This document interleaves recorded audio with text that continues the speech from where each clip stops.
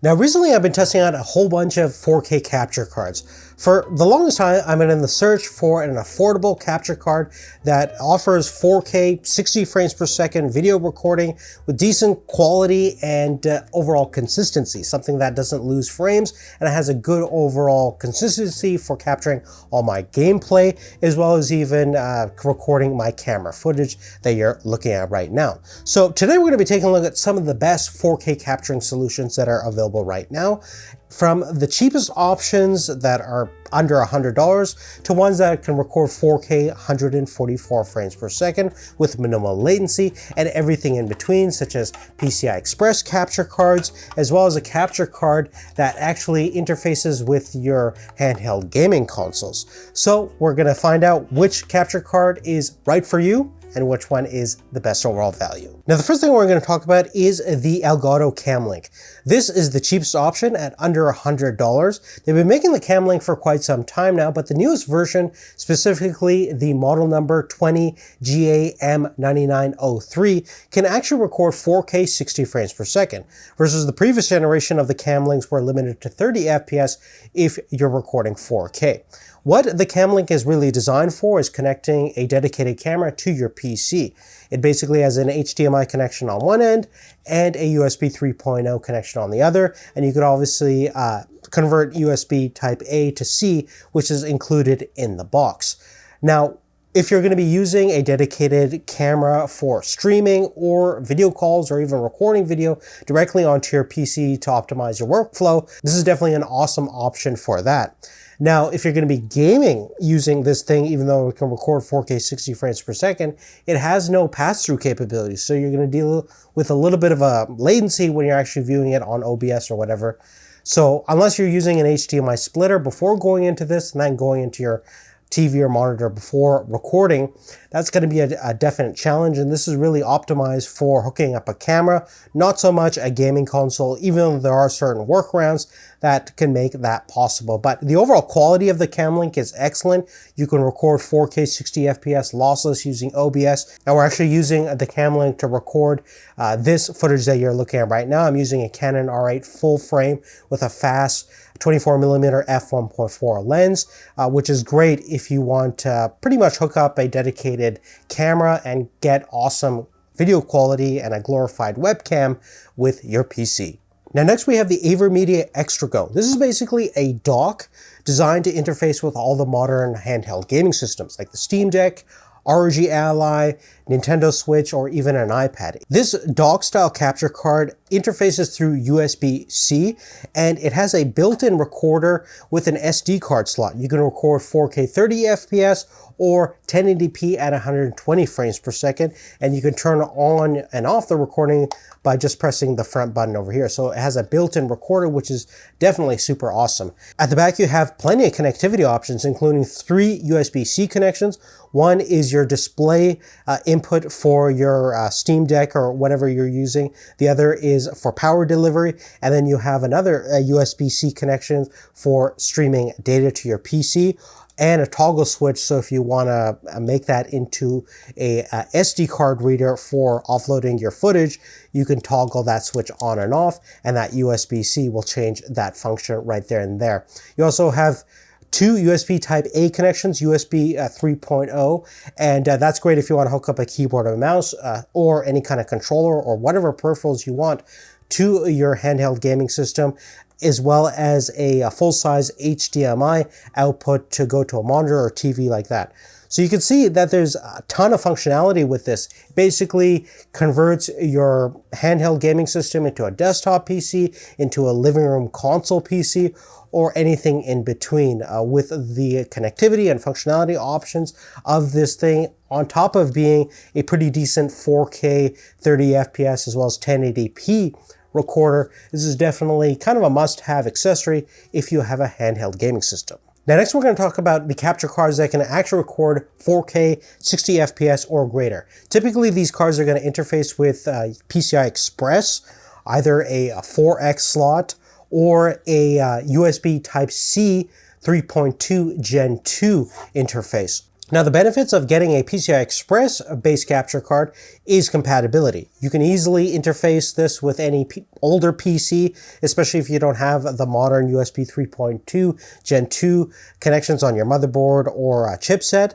So this is definitely going to work great with most PCs out there. And typically with PCI Express, I find that you get a little bit more frame rate consistency. You have a little bit more of a bandwidth, depending upon your PC, of course, than a USB with PCI Express.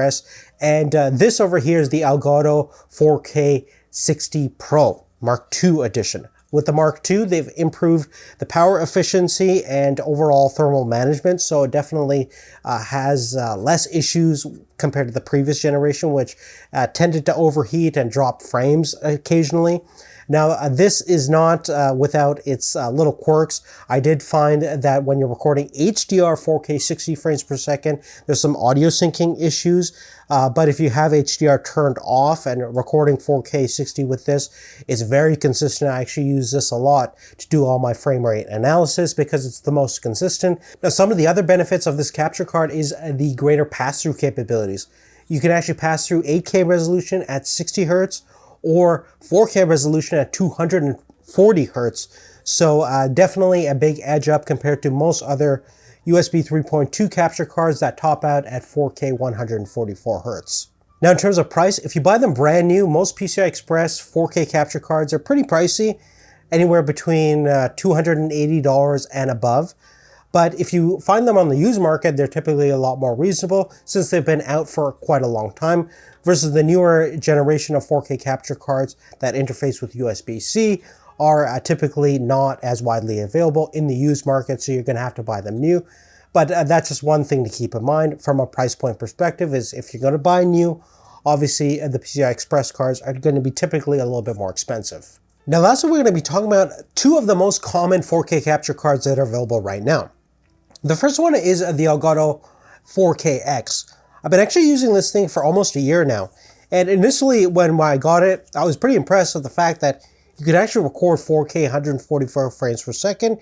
It has VRR mode, so you can easily have 4K 144 Hertz pass through with little to no latency. On top of that, during our testing phase of the new PlayStation 5 Pro, we actually analyzed a lot of the frame rate of the PlayStation 5 Pro by recording lossless on a capture card and then using teardrops to analyze those frames.